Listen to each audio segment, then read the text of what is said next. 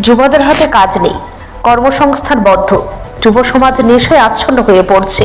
এই অবস্থায় কাজ ও খাদ্যের দাবি সহ এই সময়ের 5টি জরুরি ও গুরুত্বপূর্ণ বিষয়ে আন্দোলনে নেমেছে বামপন্থী যুব সংগঠন ডিওয়াইএফআই। রাজ্যব্যাপী চলবে এই আন্দোলন।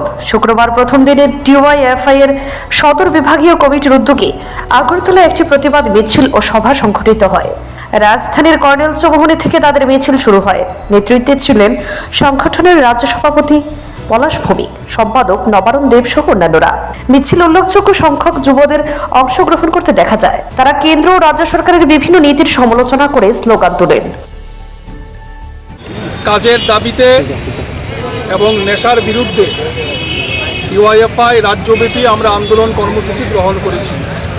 এই সময়ে আমরা লক্ষ্য করছি যে আমাদের রাজ্যের যুব সমাজকে সরকারের নীতির কারণে একেবারে ধ্বংসের দিকে নিয়ে যাওয়া হচ্ছে। কর্মসংস্থানের সংকট, শূন্য পদের নিয়োগ নেই, আর অন্যদিকে নেশার কবলে পড়ে আমাদের যুব সমাজ ধ্বংস হচ্ছে। তার বিরুদ্ধে প্রতিবাদ জানিয়ে আজকে থেকে গোটা ভারত রাজ্যব্যাপী ডিওয়াইএফআই আমরা এই আন্দোলন কর্মসূচি গ্রহণ করেছি। Bureau report, CNA TV. CNA TV, channel for news and entertainment.